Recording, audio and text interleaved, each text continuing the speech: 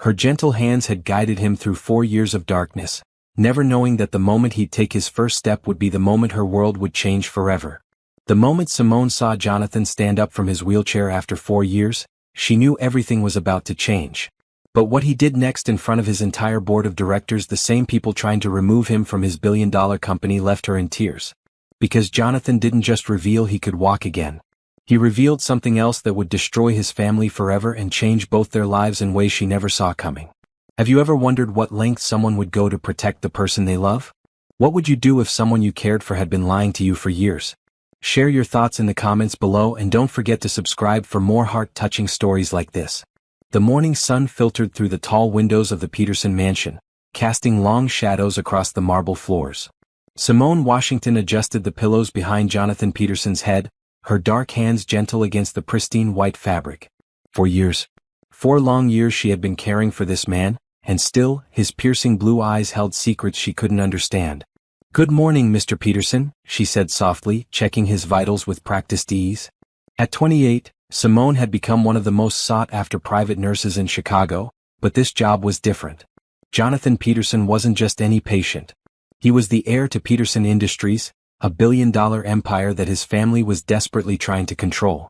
Jonathan watched her move around his room with fluid grace.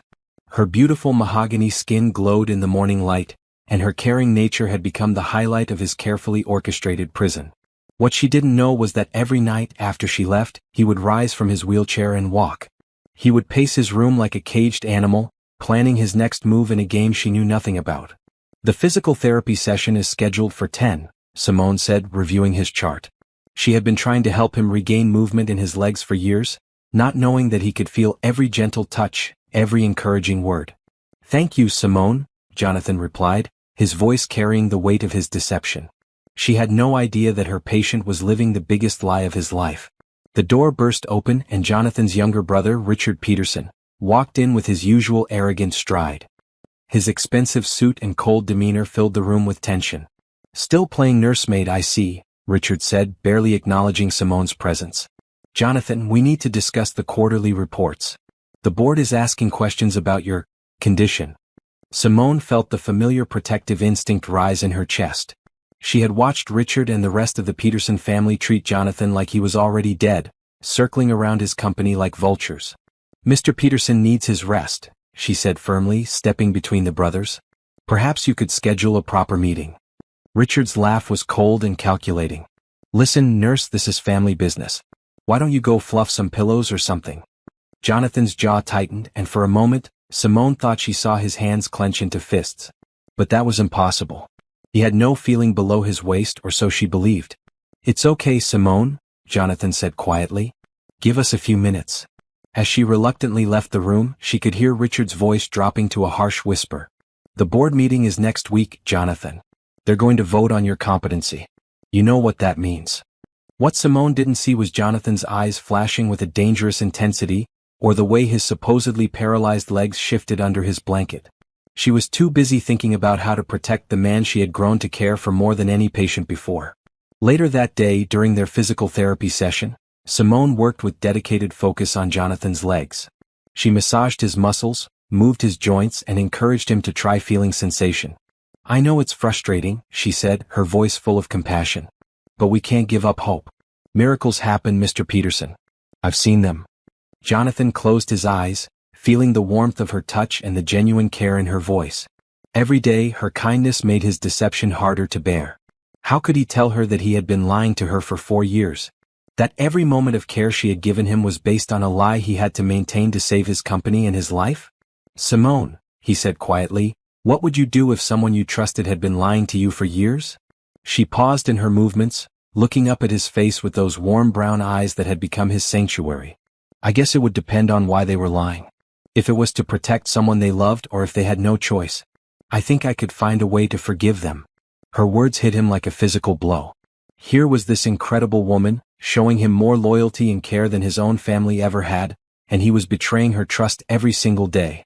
That night, after Simone had gone home to her small apartment, Jonathan rose from his wheelchair. His legs were strong, his body capable of everything it had been before the accident that had never really happened. He walked to his window and looked out at the city lights, knowing that soon he would have to make an impossible choice. He could continue living this lie, letting his family slowly take control of his company while Simone wasted her talents caring for a man who didn't need her care. Or he could reveal the truth and risk losing the only person who had ever loved him for who he was, not what he owned. The weight of 4 years of deception pressed down on him as he realized that his carefully constructed plan was beginning to crumble. Because somewhere along the way he had fallen deeply in love with his nurse, and she deserved so much better than the lies he had built his life around. As he prepared for bed, Jonathan made a decision that would change both of their lives forever. The board meeting was in 1 week. It was time to end this charade, no matter the consequences. But first, he had to figure out how to tell the woman he loved that everything she knew about him was a lie. Simone arrived at the Peterson mansion at sunrise, just as she had every day for the past 4 years. The security guard, Carlos, greeted her with a warm smile and a steaming cup of coffee. "Morning, Miss Washington. Mr. Jonathan's been asking for you since 6, Carlos said, his weathered face showing genuine affection for the young nurse who had brought light to the dark mansion. "Has he been sleeping well?" Simone asked, accepting the coffee gratefully. She had noticed Jonathan seemed more restless lately, though she couldn't put her finger on why. "Hard to say. Sometimes I see his lights on late at night," Carlos replied, then lowered his voice. "That brother of his was here again yesterday evening. Left Mr. Jonathan pretty upset." Simone's heart clenched. The Peterson family had a way of draining the life out of Jonathan whenever they visited. She had watched him retreat into himself after every encounter with Richard or their cold, calculating mother, Margaret Peterson.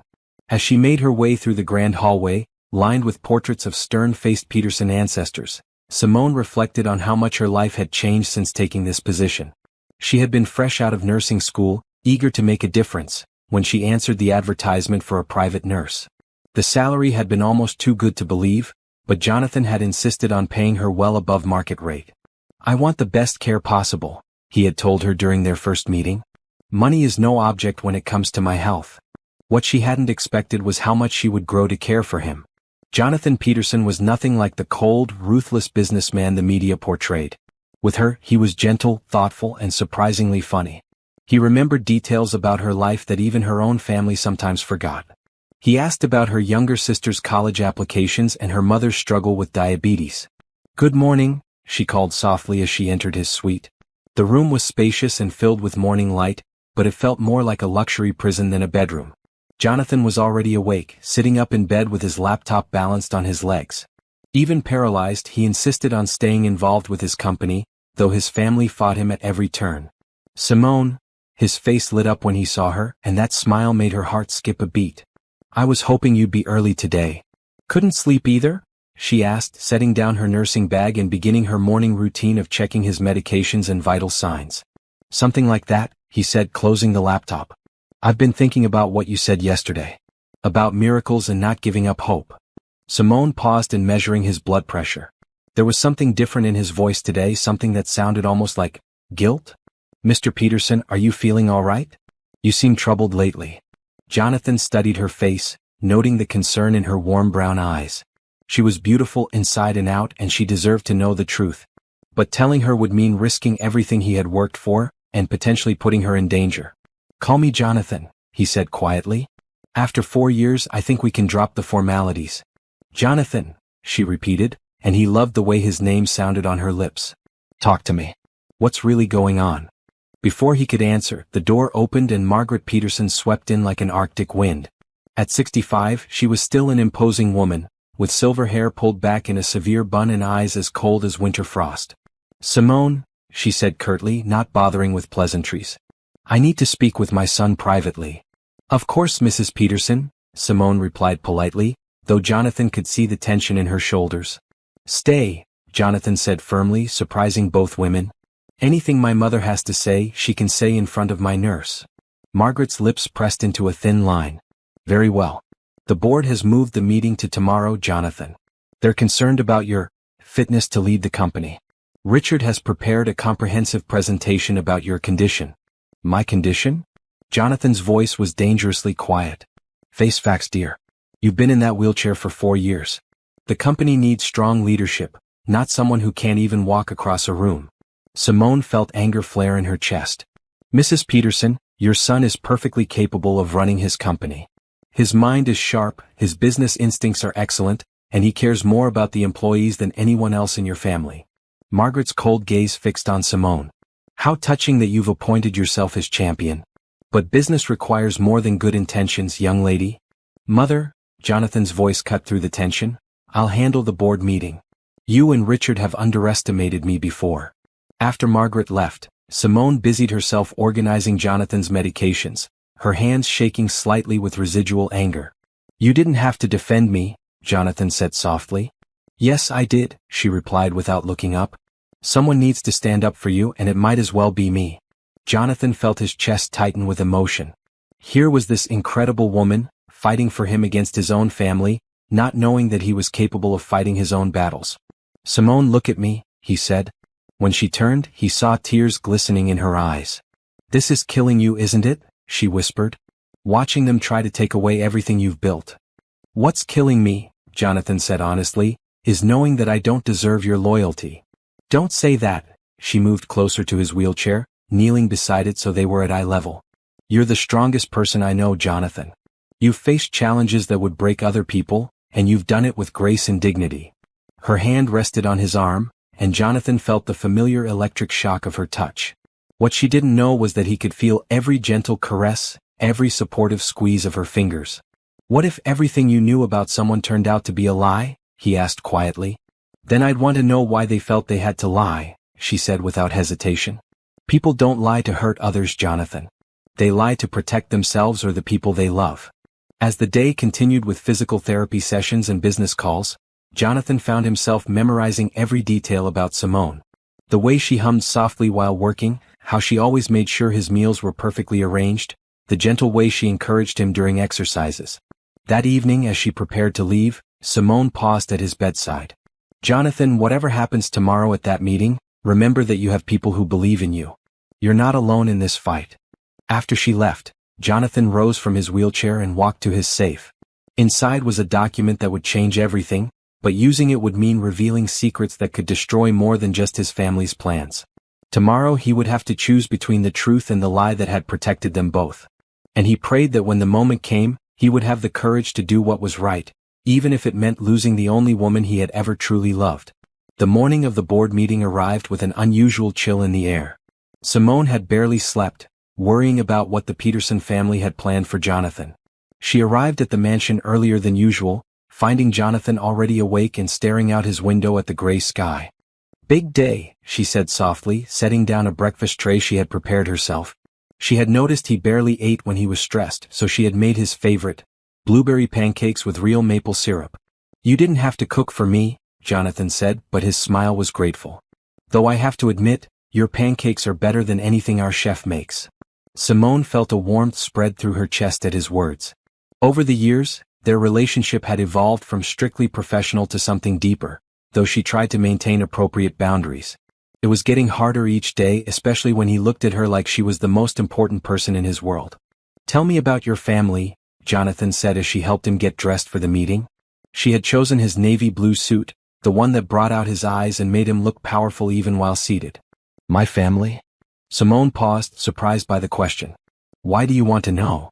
Because in 4 years, you've learned everything about my dysfunctional family, but I know almost nothing about yours. That seems unfair. Simone smiled, adjusting his tie. Well, there's my mom, Patricia. She raised my sister and me on her own after Dad passed when I was 16. She works 2 jobs to make ends meet, even though I keep trying to convince her to let me help more.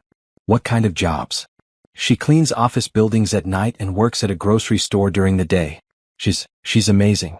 Never complained, never made us feel like we were missing out on anything even though I know money was always tight. Jonathan listened intently, filing away every detail. What Simone didn't know was that he had been secretly paying off her mother's medical bills and had established a college fund for her younger sister, Destiny. And your sister? Destiny is 18 and brilliant. She wants to study engineering, but the college costs.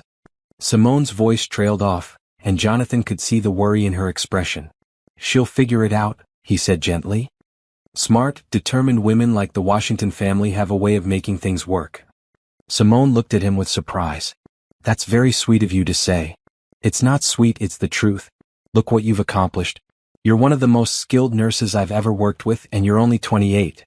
Your family should be proud. They are, Simone said quietly. Though I sometimes wonder if I'm wasting my potential here. Jonathan's heart stopped. What do you mean? Don't get me wrong, I love my job. I care about my patient very much. But sometimes I wonder if I'm hiding here instead of challenging myself. I could be working in a hospital, helping more people, making a bigger difference. But you are making a difference, Jonathan said urgently. More than you know. Before Simone could respond, Richard burst through the door with his usual lack of respect for privacy. The car is here, Jonathan. Time to face the music, Richard said with barely concealed satisfaction. I'm coming with you, Simone announced, surprising everyone including herself. That's not necessary, Richard said quickly. This is a board meeting, not a medical appointment. Where my patient goes, I go, Simone said firmly. Especially to something as stressful as this. Jonathan felt a surge of love for this woman who was willing to fight his battles alongside him. She comes, he said with finality that brooked no argument. The ride to Peterson Industries headquarters was tense. Richard spent the entire time on his phone, probably coordinating with board members, while Simone sat beside Jonathan's wheelchair, her presence both comforting and heartbreaking. Whatever happens in there, she whispered, remember that you built this company from nothing. You turned it into something your grandfather could never have imagined. That wasn't luck or inheritance. That was you. Jonathan reached out and took her hand, squeezing it gently.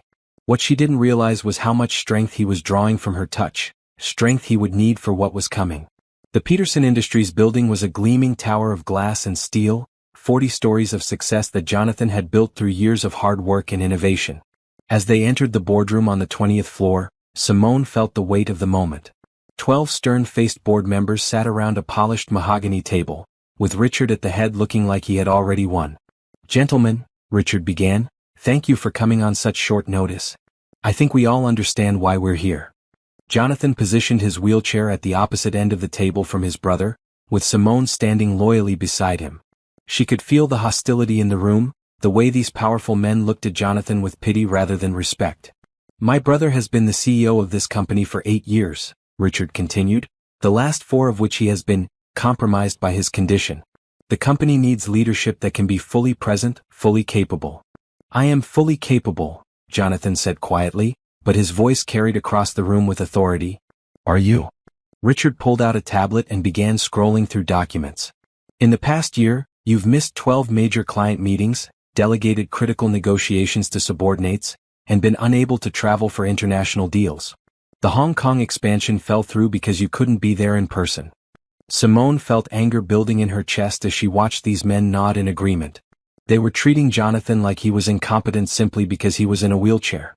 Mr. Peterson has accomplished more from his wheelchair than most people do with full mobility, she said, unable to stay silent any longer. Miss Washington, Richard's voice was condescending, while we appreciate your dedication to my brother, business decisions require a different kind of analysis. Do they?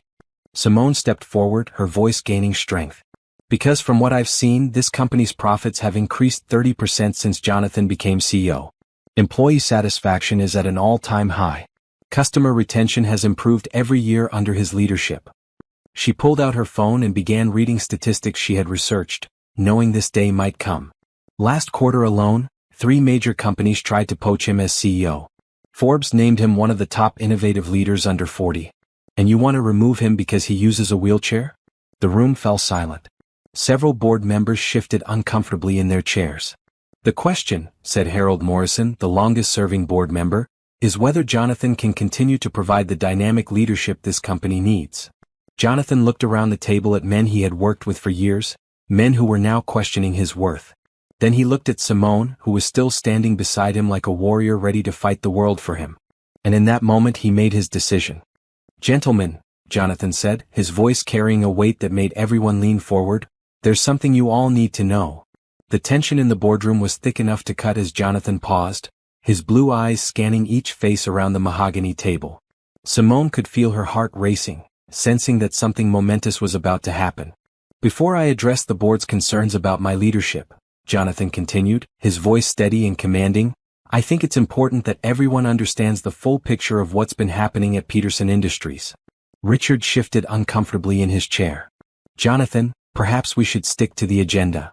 No, Richard. I think it's time for complete transparency. Jonathan opened a folder that Simone hadn't noticed him carrying. Over the past 2 years, there have been several attempts to undermine my authority and destabilize this company from within. Harold Morrison leaned forward. What kind of attempts? Industrial espionage, leaked financial information to competitors, and deliberate sabotage of key deals, Jonathan said calmly. I've been conducting a private investigation with our security team. Simone watched in amazement as Jonathan transformed before her eyes. Gone was any trace of vulnerability or weakness. This was the CEO who had built a billion-dollar empire, and he was in complete control. Richard's face had gone pale.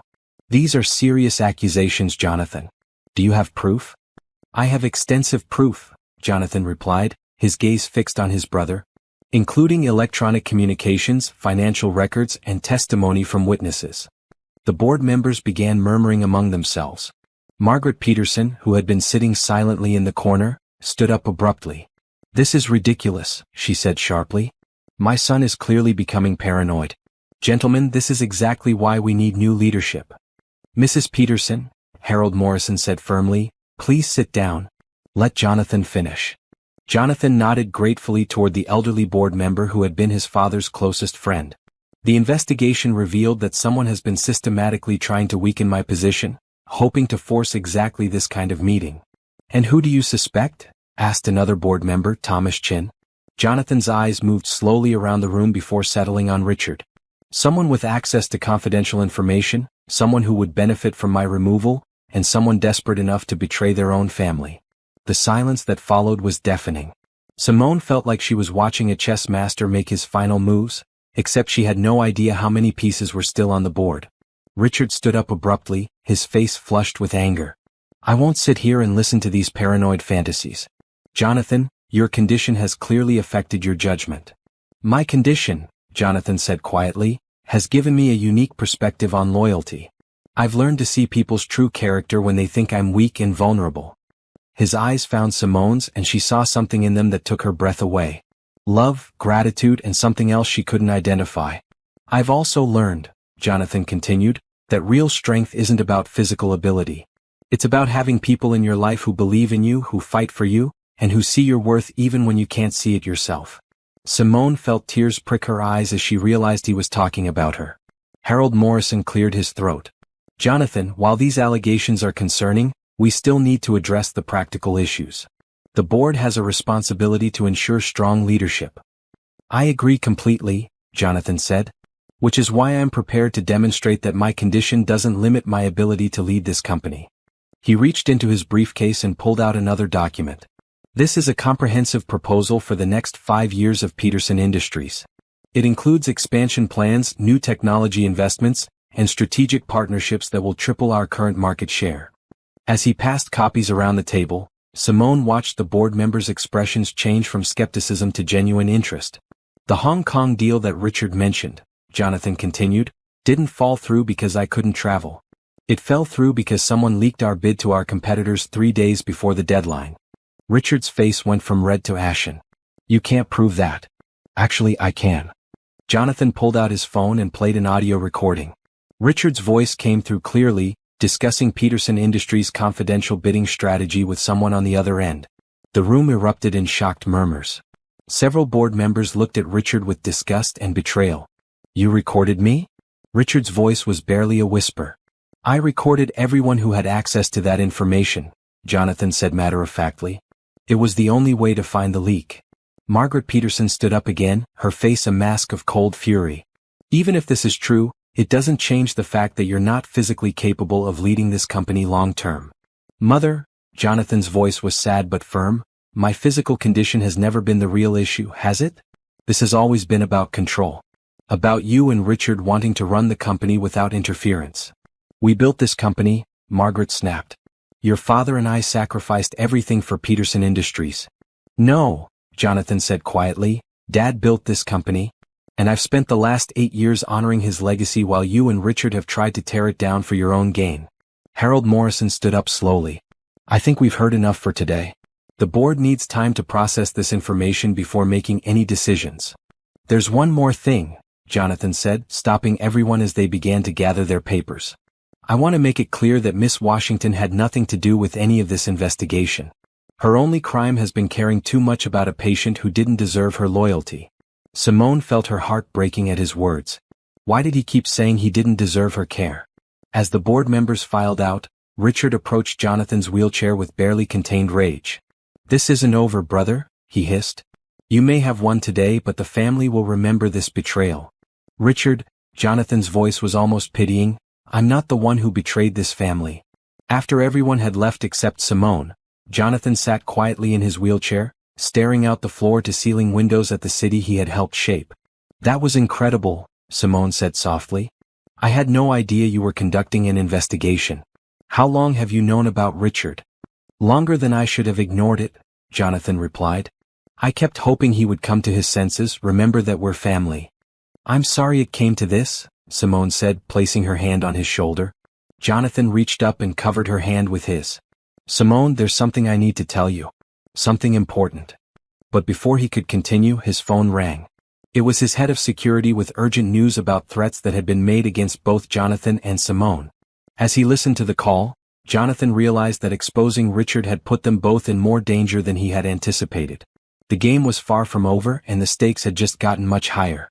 What would you do if protecting someone you love meant putting them in even greater danger? The choices we make in the name of love can sometimes have consequences we never see coming. Don't forget to subscribe to see how this incredible story unfolds. The next morning, Simone arrived at the Peterson mansion to find 2 additional security guards at the gate and another stationed outside Jonathan's suite. Her stomach knotted with worry as she hurried through the halls that had become as familiar as her own home. "What's happening?" she asked Carlos, who looked more serious than she'd ever seen him. "Some threats came in last night after the board meeting," he said quietly. "Mr. Jonathan is taking no chances with your safety, Miss Washington." "My safety?" Simone's voice rose in alarm. Carlos nodded grimly. "Seems whoever was working with Mr. Richard isn't happy about yesterday's revelations." Inside his suite, Jonathan was pacing back and forth in front of his window, his phone pressed to his ear. When he saw Simone enter, he ended his call quickly and moved back to his wheelchair. Simone paused, something nagging at her mind. For just a moment, she could have sworn she saw him walking normally before he noticed her presence. "Jonathan, Carlos told me about the threats. Are you all right?" "I'm fine," he said, but she could see the tension in his shoulders. "I'm more worried about you. I've arranged for a security detail to escort you home and back each day." "That's not necessary," Simone protested. "I can take care of myself." "Simone, please," Jonathan's voice was urgent. "These people play by different rules. I couldn't live with myself if something happened to you because of my family's problems." She studied his face, seeing genuine fear there, but not for himself. "Jonathan, what aren't you telling me? Yesterday in that boardroom you were like a different person. You had information, recordings, a complete investigation. How is that possible when you spend most of your time in this room?" Jonathan looked away, unable to meet her eyes. "I have resources. People who work for me." "That's not an answer," she pressed. "For 4 years I've watched you struggle with basic physical tasks. Yesterday you commanded that room like someone who was completely in control of his own life." The weight of his deception felt heavier than ever. Every day her questions were getting harder to deflect, and every day he was falling deeper in love with a woman who deserved the truth. "Simone, sit down. Please." She took the chair beside his wheelchair, her warm brown eyes full of concern and growing suspicion. "There are things about my situation that are complicated," he began carefully. "What kind of things?" Before Jonathan could answer, his phone buzzed with a text message. As he read it, his face went pale. "What is it?" Simone asked. "They know where you live," he said quietly. "Simone, pack a bag. You're staying here until we can ensure your safety." "I'm not leaving my mother and sister unprotected," she said immediately. "Already handled," Jonathan replied. "I've arranged for security for your entire family and temporary relocation if necessary." Simone stared at him in shock. "How do you just arrange something like that? Do you have any idea how much that costs?" "Cost isn't an issue," Jonathan said quietly. "It is for me." Simone stood up, her voice rising. "Jonathan, I've been taking care of you for 4 years. I've watched you struggle to afford basic medical equipment. I've seen you stress over hospital bills and therapy costs. How do you suddenly have money for private security and relocations?" Jonathan's carefully constructed world of lies was crumbling around him. "Simone, please trust me. I can explain everything, but right now your safety is more important. My safety from what? From who? Her voice was demanding answers he wasn't ready to give. From people who will use you to get to me, he said simply. Why would anyone use me to get to you? I'm just your nurse. No, Jonathan said quietly, you're not just my nurse. Haven't you figured that out by now? The intensity in his voice made her heart race. What do you mean? I mean that somewhere along the way caring for me stopped being just a job for you, didn't it? Just like somewhere along the way you stopped being just my nurse to me. Simone felt her cheeks flush. They were crossing into territory they had both carefully avoided for years. Jonathan, we can't. This isn't appropriate. Appropriate? He laughed, but there was no humor in it. Simone, nothing about this situation has ever been appropriate. But that doesn't make it less real. She turned away, struggling with feeling she had tried so hard to keep professional. This is exactly why I should leave.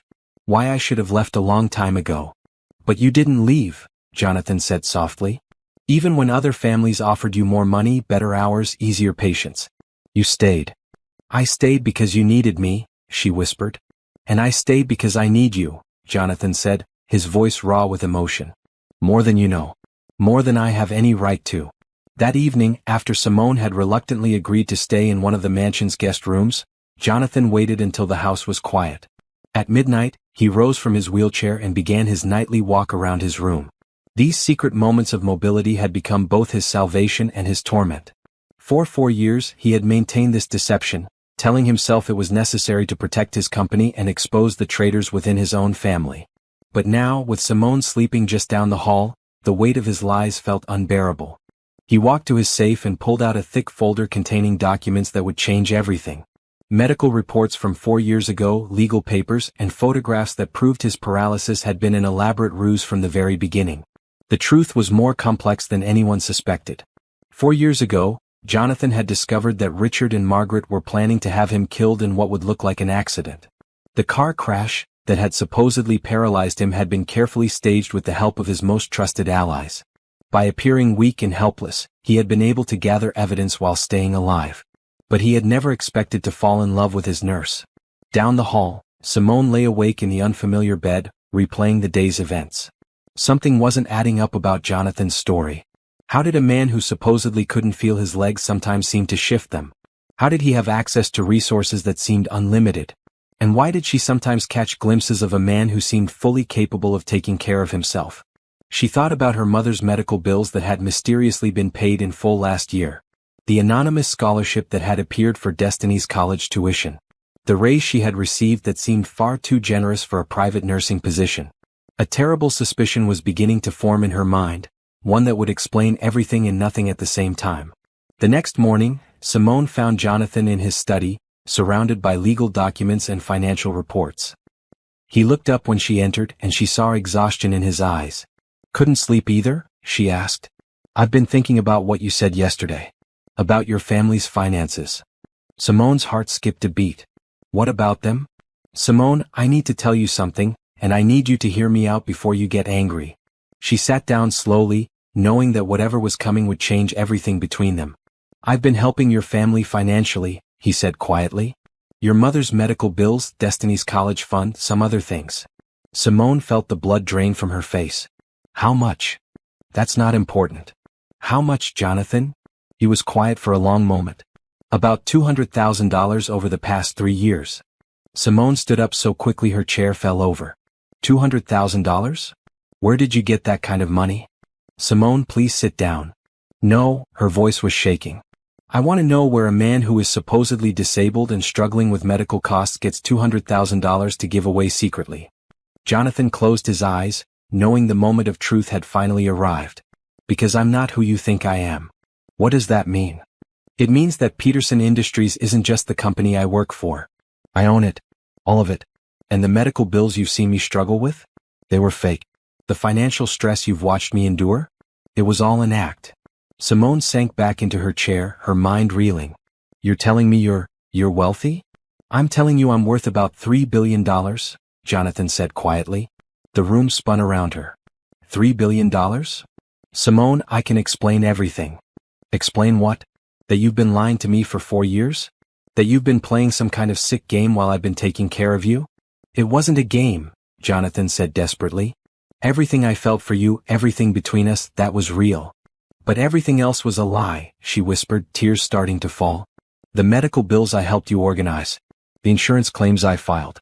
The times I brought you food because I thought you couldn't afford proper meals. It was all lies. Simone, please let me explain why I had to do this. She stood up again, backing toward the door. I need some time to think. I can't be here right now. You can't leave, Jonathan said urgently. The security threats are real, even if nothing else has been. How do I know what's real anymore? She asked, her voice breaking. How do I know any of this is real?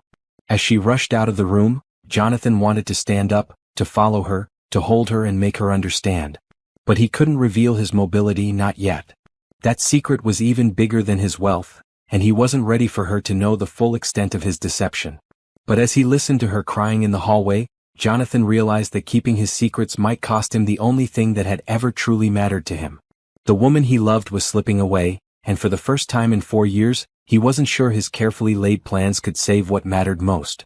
3 days had passed since Simone learned about Jonathan's wealth, and the mansion felt colder than ever. She had agreed to stay for her safety, but she barely spoke to him beyond what was professionally necessary. The warm, caring woman who had brightened his days with laughter and gentle conversation had been replaced by a polite, distant stranger. Jonathan watched her from his wheelchair as she efficiently checked his vital signs, her touch now clinical rather than caring. The loss of her warmth was more painful than any physical injury he had ever endured. Simone, he said quietly as she prepared his medications, we need to talk. About what? She replied without looking up from her chart. About us. About why I did what I did. There is no us, she said firmly. There's a billionaire who has been lying to his employee for 4 years. That's all. Her words cut deep, but Jonathan could see the pain behind her professional mask. You don't mean that. Don't I? She finally looked at him, and her eyes were filled with hurt and betrayal. How am I supposed to trust anything you say now? How do I know what was real and what was just part of your elaborate deception? Before Jonathan could respond, Harold Morrison appeared in the doorway, his expression grim. Jonathan, we need to talk. Privately. Simone started to leave, but Harold stopped her. Actually, Miss Washington, you should hear this too. It concerns your safety. Jonathan felt a chill run down his spine. What's happened? Harold sat down heavily in one of the leather chairs. We've discovered that the threats against you and Miss Washington are more serious than we initially thought. Richard wasn't working alone. Who else is involved? Jonathan asked, though he suspected he already knew. Your mother, for starters. But also Victor Castellanos. Simone looked confused, but Jonathan's face went pale. Victor Castellanos was one of the most ruthless corporate raiders in the country, known for destroying companies and families to increase his own wealth. How long has this been going on? Jonathan asked. Our investigation suggests at least 2 years. The plan was to gradually undermine your authority, force a board vote, and then sell Peterson Industries to Castellanos for a fraction of its worth. And the accident 4 years ago? Jonathan asked quietly. Harold's expression darkened. We're still investigating, but we have reason to believe it wasn't meant to leave you paralyzed. It was meant to kill you. Simone gasped, her hand flying to her mouth. Despite her anger at Jonathan, the thought of someone trying to hurt him made her feel sick. So the paralysis saved your life, Harold continued. By appearing weak and helpless, you became less of a threat to their plans. Jonathan nodded grimly. This was the part of the story he hadn't been ready to tell Simone, but now she was hearing it anyway. But why involve Miss Washington in the threats now? Harold asked. Because they figured out that she matters to me, Jonathan said simply, his eyes finding Simone's. They know that hurting her is the fastest way to hurt me. Simone felt her heart skip a beat at his words, but she forced herself to stay focused. Mr. Morrison, what exactly are we dealing with here? Corporate espionage, fraud, conspiracy, and now attempted murder.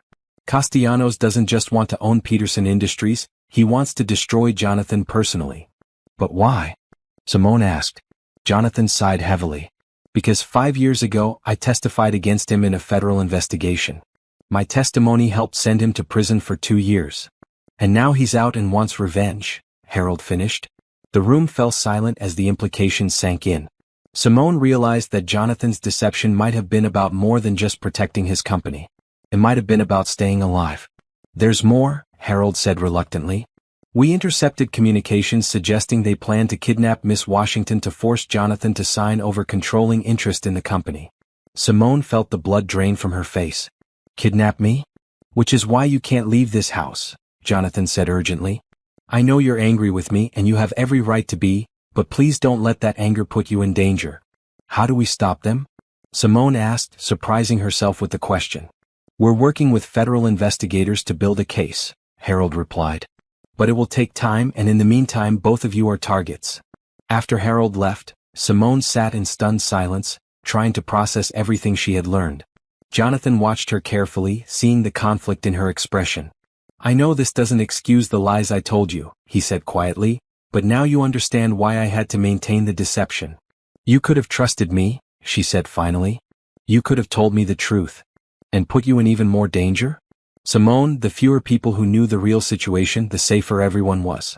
But I wasn't just anyone, she said, her voice breaking slightly. I thought I was someone special to you. You are someone special to me, Jonathan said intensely. You're the most important person in my life. Then why didn't you trust me with the truth? Jonathan was quiet for a long moment, struggling with how much more to reveal. The truth about his mobility was still his biggest secret, and he wasn't sure she was ready to hear it. Because I was scared, he admitted finally.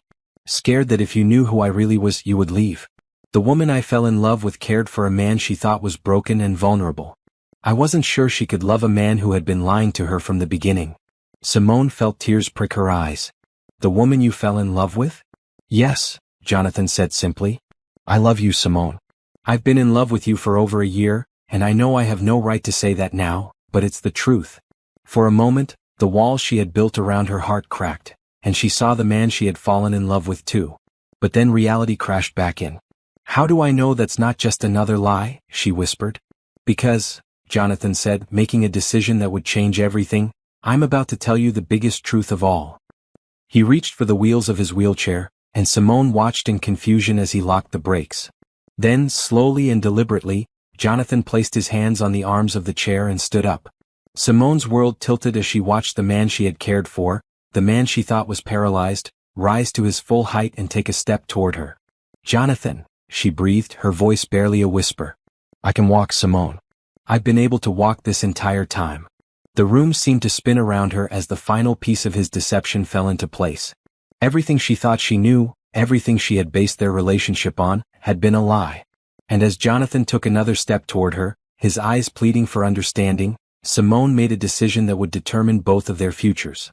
Simone stared at Jonathan standing before her, her mind struggling to process what she was seeing.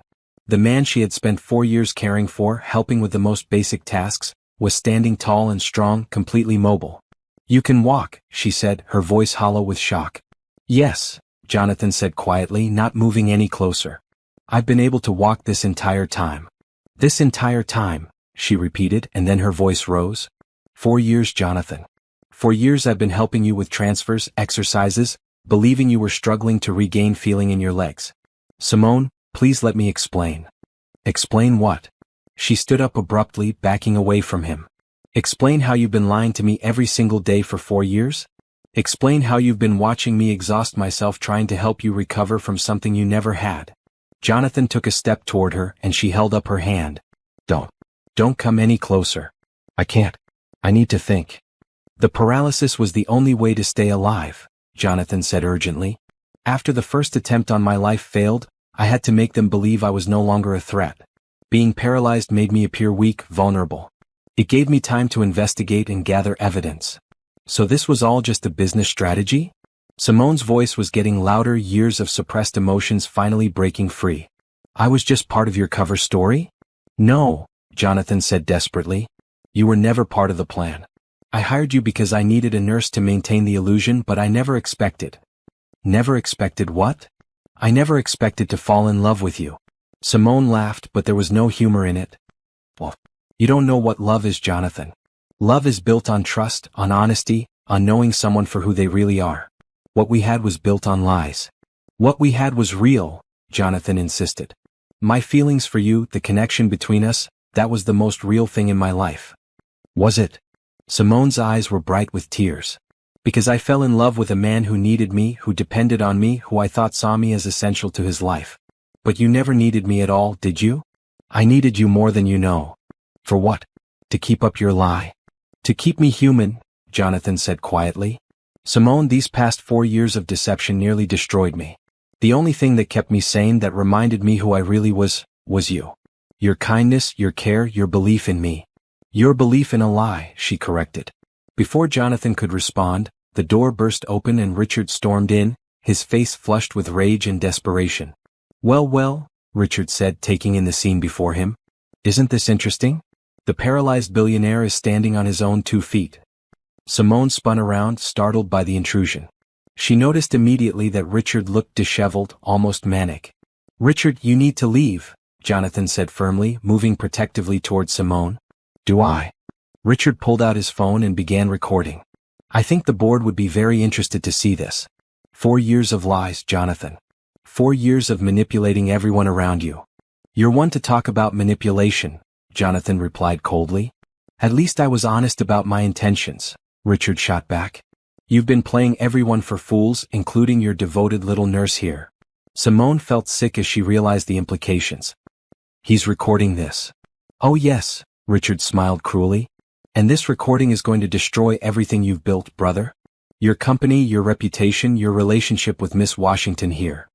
Richard, put the phone away, Jonathan warned, his voice taking on a dangerous edge. You know what I think happened here? Richard continued, circling them like a predator. I think Miss Washington was in on it. I think she's been helping you maintain this elaborate fraud for years. That's not true, Simone said quickly. Isn't it? Richard's smile widened. A nurse who just happens to be conveniently blind to all the signs that her patient isn't really paralyzed?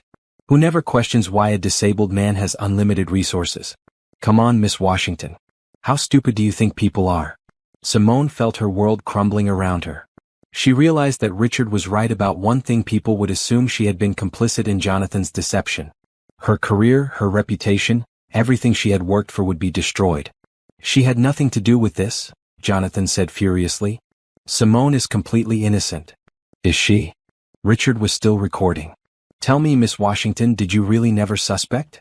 Never wonder why your patient could suddenly afford private security and unlimited medical resources? Simone looked at Jonathan, her eyes filled with anguish. I had suspicions, but I trusted him. I believed what he told me. How convenient, Richard sneered. The perfect cover story. The innocent nurse who knew nothing. Stop it, Jonathan stepped between Richard and Simone, his posture threatening despite years of pretending to be helpless. Or what? Richard challenged. You'll hurt me? That would be quite a feat for a paralyzed man. The tension in the room was explosive. Simone could see that Jonathan was barely controlling his anger, and Richard seemed to be pushing him deliberately toward violence. You want to know the truth? Jonathan said quietly, his voice deadly calm. The whole truth. I'm listening, Richard said, still recording. The truth is that you and Mother tried to have me killed 4 years ago. The car accident was supposed to be fatal, but I survived. So I made everyone believe I was paralyzed to buy time to expose your plan.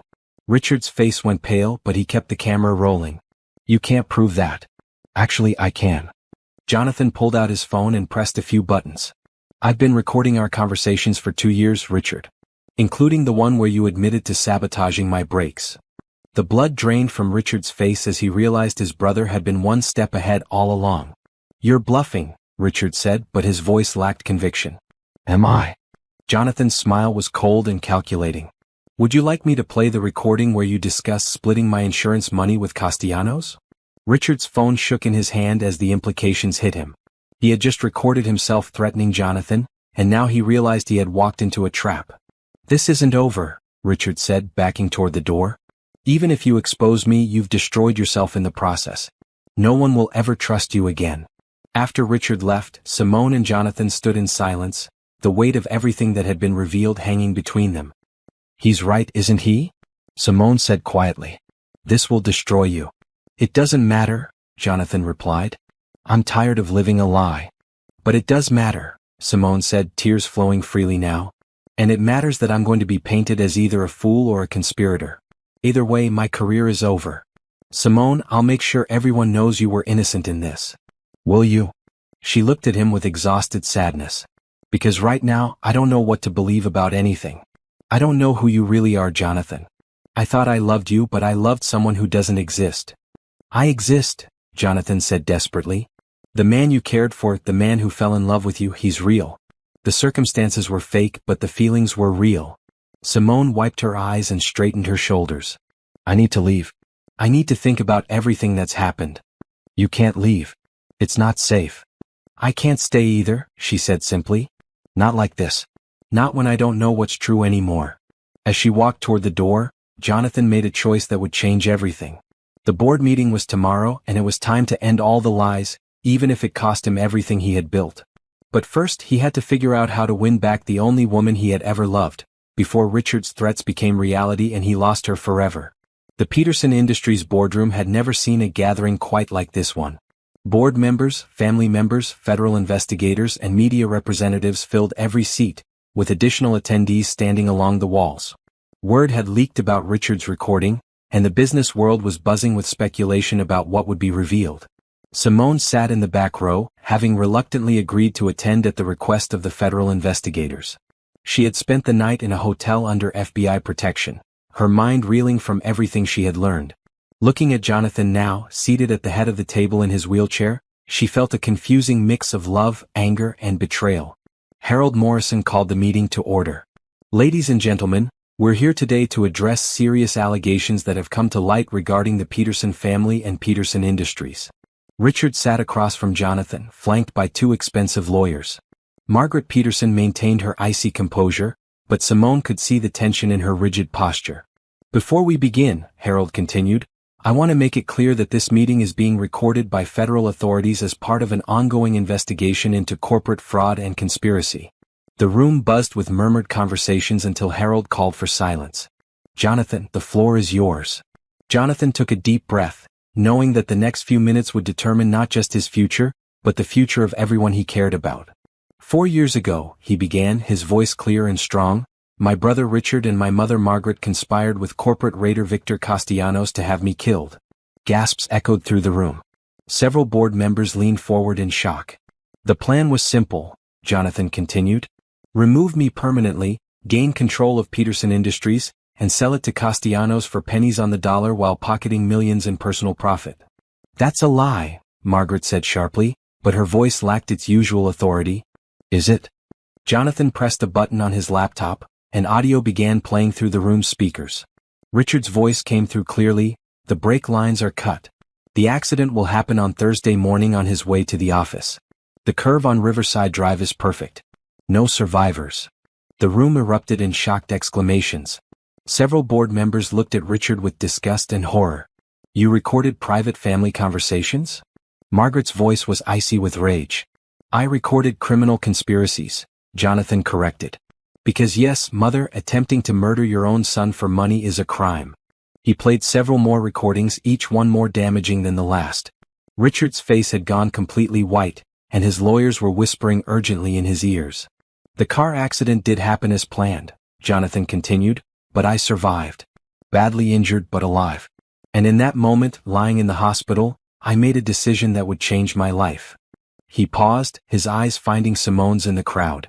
She was watching him with a mixture of fascination and pain. I decided to let everyone believe I was permanently paralyzed.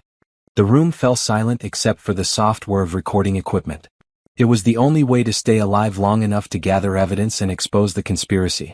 If they thought I was no longer a threat, I could investigate from the shadows while they grew careless. So you've been faking paralysis for 4 years? Asked Thomas Chin, one of the board members. Yes, Jonathan said simply. And it worked. Over the past 4 years, I've documented extensive evidence of corporate espionage, fraud, and conspiracy. Evidence that federal investigators are now using to build cases against everyone involved. He gestured to a man in a dark suit sitting near the wall. Agent Martinez with the FBI can speak to the scope of this investigation. Agent Martinez stood up. Ladies and gentlemen, what Mr. Peterson has described is accurate. We have substantial evidence of a criminal conspiracy involving Richard Peterson, Margaret Peterson, and Victor Castellanos. Arrests will be made following this meeting. Richard suddenly stood up, his face desperate. You can't believe him. Jonathan is a master manipulator. He's been lying to everyone for years, including his own nurse. All eyes turned to Simone, and she felt her cheeks burn with embarrassment. This was exactly what she had feared would happen. Miss Washington, Jonathan said quietly, had nothing to do with any of this deception. She was as much a victim of my lies as anyone else in this room. Was she? Richard's voice was mocking. Come on, Jonathan. A trained medical professional who never suspected her patient wasn't really paralyzed? Either she's incredibly incompetent, or she was in on it from the beginning. Simone stood up slowly, her heart pounding. Every eye in the room was on her, and she knew that whatever she said next would define her future. Mr. Peterson is right, she said, her voice steady despite her nerves. I had no knowledge of his deception. I performed my duties as a private nurse to the best of my ability, based on the medical information I was given. Then you were either blind or stupid, Richard sneered. I was neither, Simone replied firmly. I was caring for a patient I believed needed my help. The fact that he was lying to me doesn't reflect on my competence as a nurse. Doesn't it? Richard pressed. How do we know you weren't helping him maintain his lies? How do we know this whole touching romance wasn't just part of the act? The accusation hit Simone like a physical blow. Romance. Jonathan's face went pale as he realized what Richard was implying. Oh, come on, Richard continued cruelly. Everyone could see it. The devoted nurse who fell in love with her patient. The tragic love story that would never be.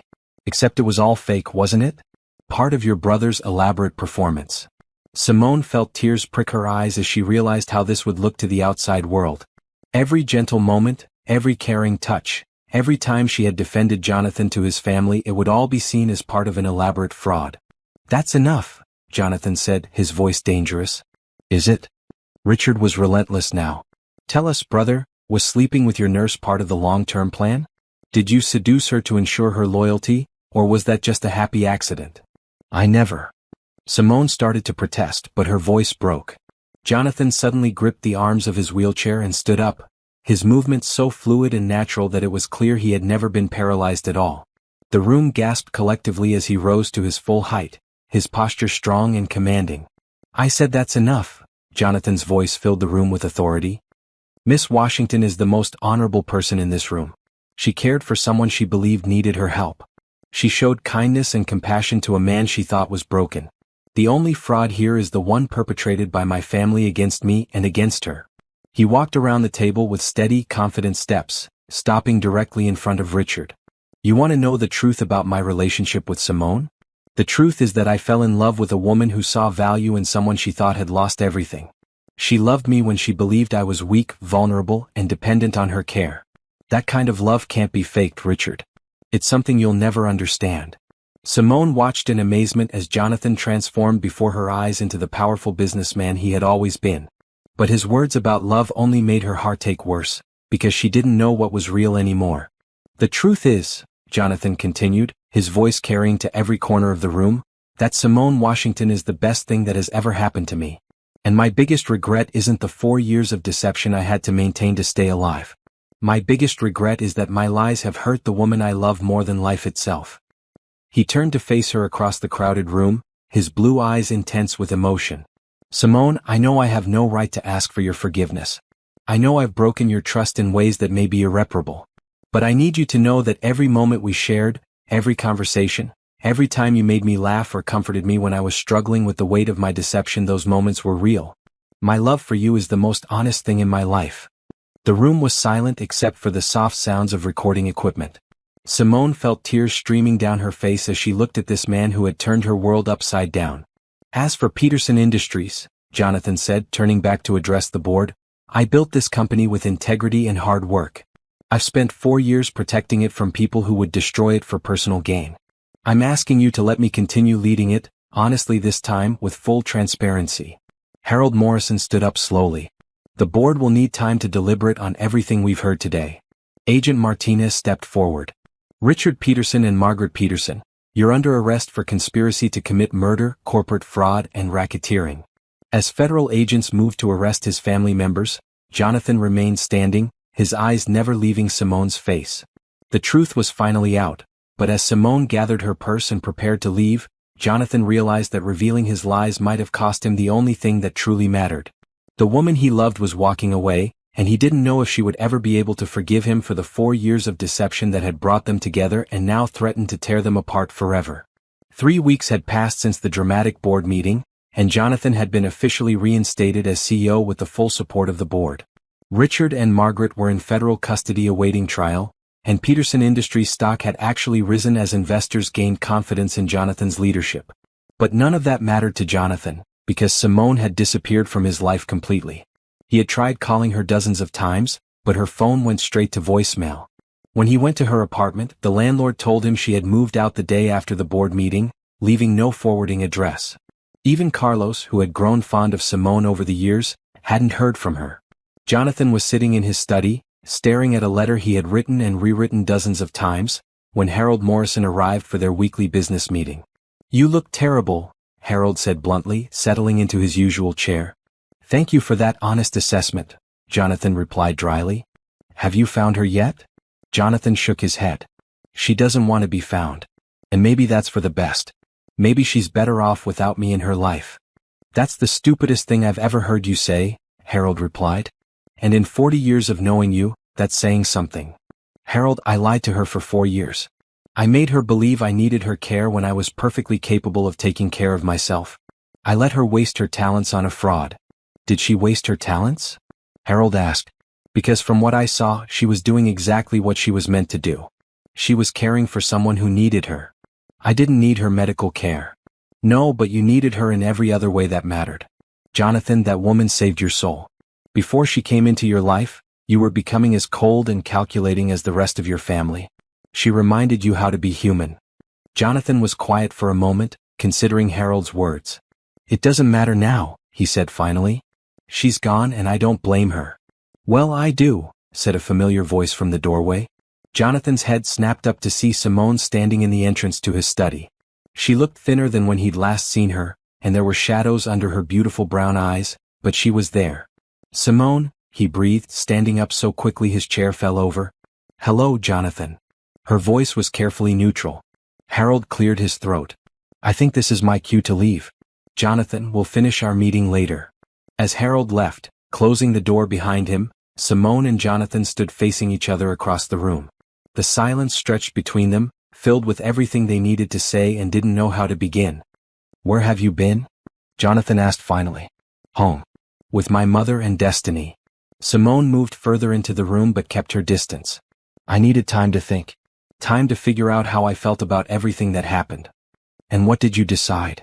Simone was quiet for a long moment, her eyes studying his face. "I decided that you're right about one thing. The moments we shared were real. I could feel it in the way you looked at me, the way you listened when I talked about my family, the way you made me feel like I mattered." Jonathan felt hope bloom in his chest. "You do matter. More than anything. But I also decided that what you did was wrong, Jonathan. Not just the lying about your condition, but the way you manipulated my emotions. You let me fall in love with someone who didn't exist." "He did exist," Jonathan said urgently. "I exist. The man you fell in love with is who I really am underneath all the deception." "How can I know that?" Simone's voice was pained. "How can I trust anything about you when our entire relationship was built on lies?" Jonathan moved closer, hope and desperation warring in his expression. "Because I'm going to spend the rest of my life proving it to you. Because I'm going to be completely honest with you from now on, even when it's difficult. And what if I can't get past this? What if I can't forgive you? Then I'll respect that," Jonathan said quietly. "But I'll never stop loving you, and I'll never stop hoping that someday you might be able to forgive me." Simone felt tears welling up in her eyes. "Jonathan, there's something I need to tell you. Something I realized while I was away." "What is it?" "I went to see my mother's doctor," she said quietly. "I wanted to understand how her medical bills had been paid. I needed to know the extent of your involvement in our lives." Jonathan waited, unsure where this was leading. "He told me that someone had not only paid her bills, but had also arranged for her to receive experimental treatment that wasn't covered by insurance. Treatment that probably saved her life." Jonathan's breath caught. "Simone. And Destiny's college fund? It's not just tuition money. It's enough for her to go to graduate school, to pursue her dreams without worrying about money for the next 6 years." "I wanted to help," Jonathan said simply. "Why?" Simone's voice was soft now, vulnerable. "Why would you do all of that if this was just about maintaining a cover story?" "Because I love your family," Jonathan replied honestly. "Because they raised the most incredible woman I've ever met. Because watching you worry about them was breaking my heart, and I had the power to help. Simone wiped away a tear that had escaped down her cheek. My mother knows, you know. About the money, about everything. I told her the whole story. What did she say? A small smile played at the corners of Simone's mouth. She said that a man who would spend years lying to protect his company might be forgiven. But a man who would secretly take care of a woman's family while pretending to be helpless? That's a man who truly loves her. Jonathan felt his heart skip a beat. Your mother is a wise woman. She also said something else, Simone continued, moving closer to him. She said that love isn't about the circumstances that bring two people together. It's about the choice they make to stay together despite everything that tries to pull them apart. Simone, Jonathan's voice was hopeful but cautious. I love you, Jonathan, she said simply. I love the man who held my hand when I was worried about my sister's college applications. I love the man who remembered my favorite coffee order and made sure Carlos had it waiting for me every morning. I love the man who listened to my dreams and encouraged me to believe in myself. Those things were real, Jonathan said, moving closer until they were only inches apart. I know they were. Just like I know that what you did was wrong, but I understand why you did it. And I know that if you had told me the truth a year ago or even 6 months ago, I would have helped you. We could have faced this together. I was trying to protect you. I know. But Jonathan, protecting someone you love doesn't mean lying to them. It means trusting them to handle the truth, even when it's difficult. Jonathan reached out slowly and cupped her face in his hands. I will never lie to you again. About anything. I promise you that. I believe you, Simone whispered, leaning into his touch. Does this mean you can forgive me? It means I choose to forgive you, she said, her eyes meeting his. Not because what you did was right, but because what we have is worth fighting for. Jonathan leaned down and kissed her gently, tasting the salt of her tears and feeling like he could breathe properly for the first time in weeks. I love you, he murmured against her lips. I love you so much. I love you too, she replied, wrapping her arms around him. All of you. The billionaire CEO and the man who was so scared of losing me that he built his life around a lie. They held each other in the quiet of his study, both of them understanding that this was a new beginning. There would be challenges ahead, rebuilding trust, learning to be completely honest with each other, and dealing with the media attention that would inevitably follow their story. But they would face it together, without lies or deceptions, as equal partners in love and life. There's one more thing, Jonathan said after a while. What's that? He smiled, the first genuine smile she had seen from him since the truth came out. I have a confession to make. Simone raised an eyebrow. Already breaking your promise about honesty?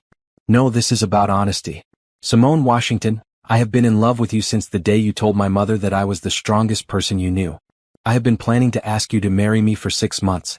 And if you'll have me, I want to spend the rest of my life making up for the lies I told and proving that my love for you is the truest thing about me. Simone felt her heart soar as she looked into his blue eyes and saw her future reflected there. Yes, she said simply. Yes to all of it.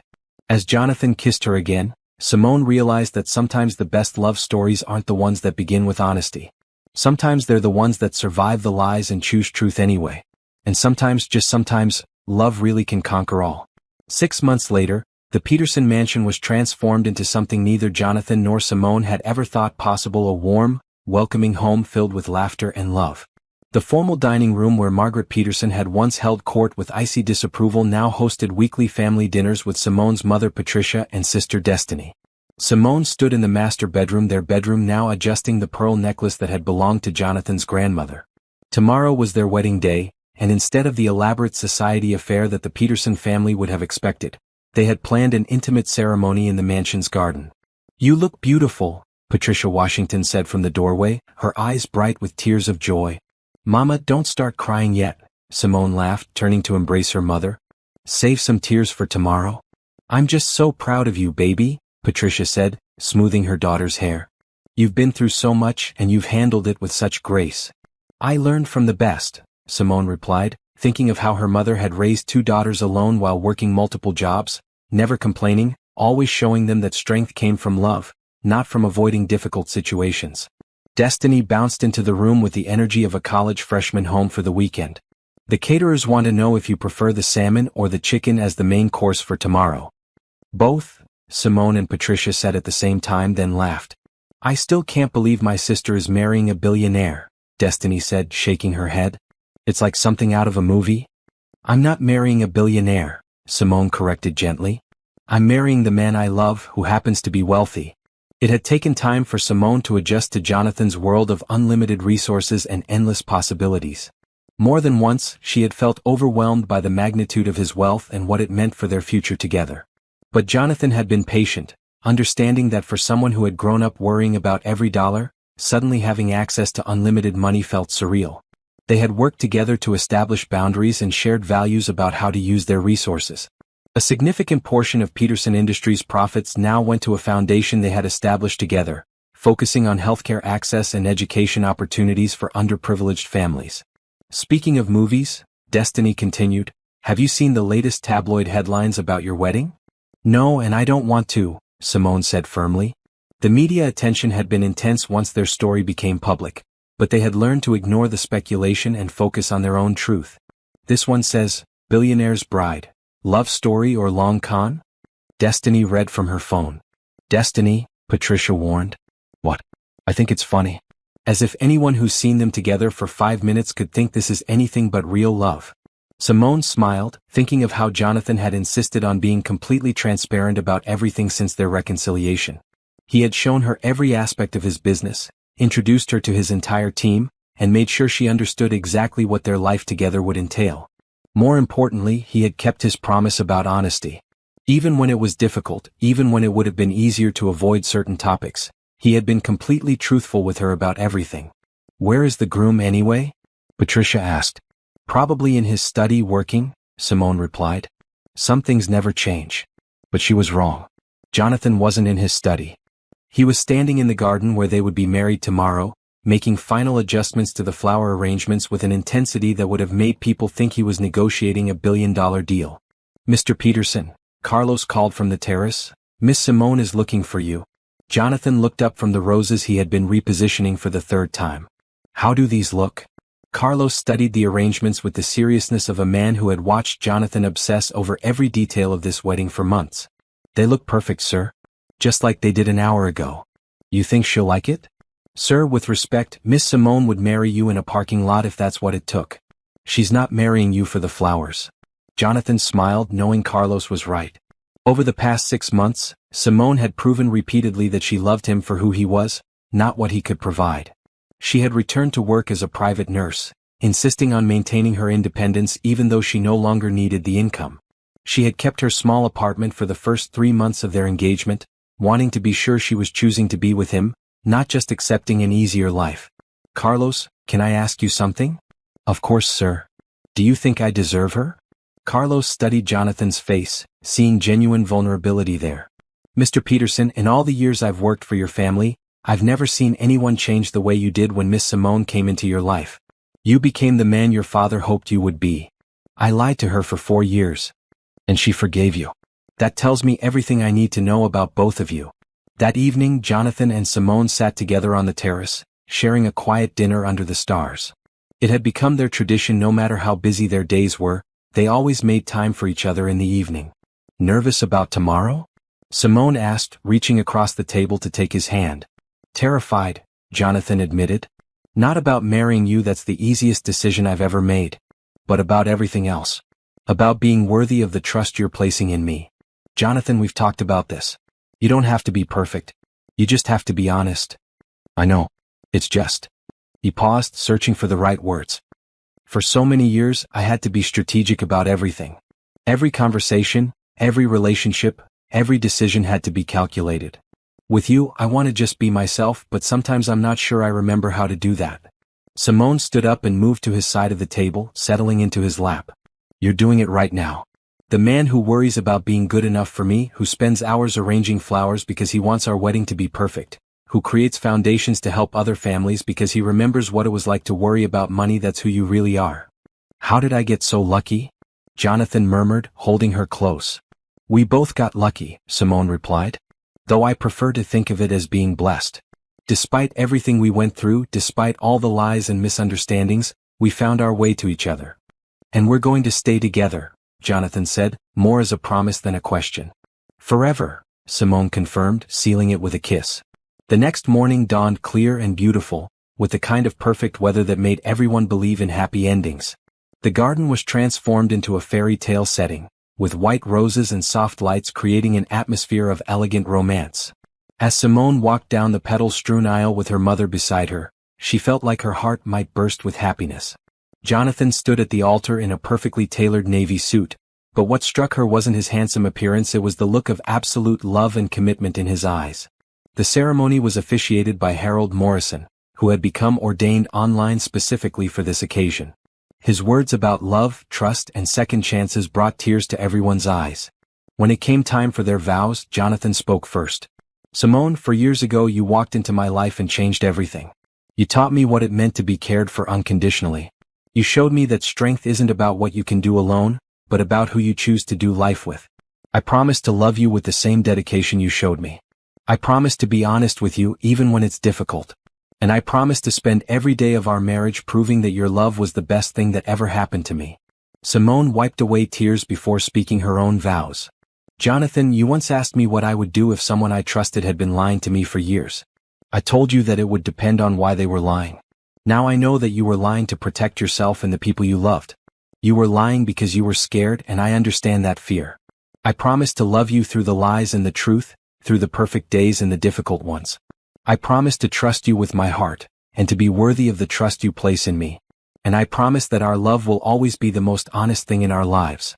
As they exchanged rings, both of them felt the weight of their journey, the years of deception, the heartbreak of discovery, the choice to forgive, and now the promise of a future built on truth and love.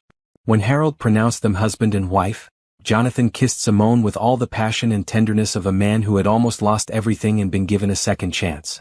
The reception was intimate and joyful, filled with the people who mattered most to them. Destiny gave a speech about how her sister had always believed in fairy tales, and how Jonathan had proven that sometimes they really do come true. Patricia spoke about the importance of forgiveness and second chances. Even some of the board members attended, having grown to respect both Jonathan's leadership and Simone's influence on his life. As the evening wound down, Jonathan and Simone stood together in the garden where they had been married, holding each other close as they looked up at the stars. "Any regrets?" Jonathan asked softly. "Only one," Simone replied, and Jonathan's heart skipped a beat until she continued. "I regret that it took us 4 years to get to this honesty. We got here eventually," Jonathan said. "That's what matters." "Yes, it is. And Jonathan, I want you to know that even if you had told me the truth from the beginning, even if there had been no deception at all, I still would have fallen in love with you. Because the man I love isn't the patient I cared for or the billionaire who can solve any problem with money. The man I love is the one who holds me like this, who worries about being good enough, who chooses love over fear every single day." As they swayed together under the moonlight, both of them knew that they had found something rare and precious. They had built their love on a foundation of lies, but they had chosen to rebuild it with truth. They had faced betrayal and forgiveness, wealth and humility, public scrutiny and private intimacy. And through it all, they had learned that the strongest love isn't the one that never faces challenges. It's the one that faces them together and emerges stronger on the other side. 2 years later, Jonathan and Simone Peterson welcomed their first child, a daughter they named Hope. As Jonathan held his daughter for the first time, with Simone resting peacefully beside him, he marveled at how a life built on necessary lies had led to the most honest love he had ever known. Their story would be told and retold, sometimes accurately and sometimes with dramatic embellishments. But the truth was simpler and more beautiful than any fiction. They were two people who had found each other in the most unlikely circumstances, chosen to forgive the unforgivable, and built a life together based on complete honesty and unwavering love. And they lived happily ever after, not because their love was perfect, but because they had learned that perfect love isn't about avoiding mistakes. It's about choosing each other despite them over and over again for the rest of their lives.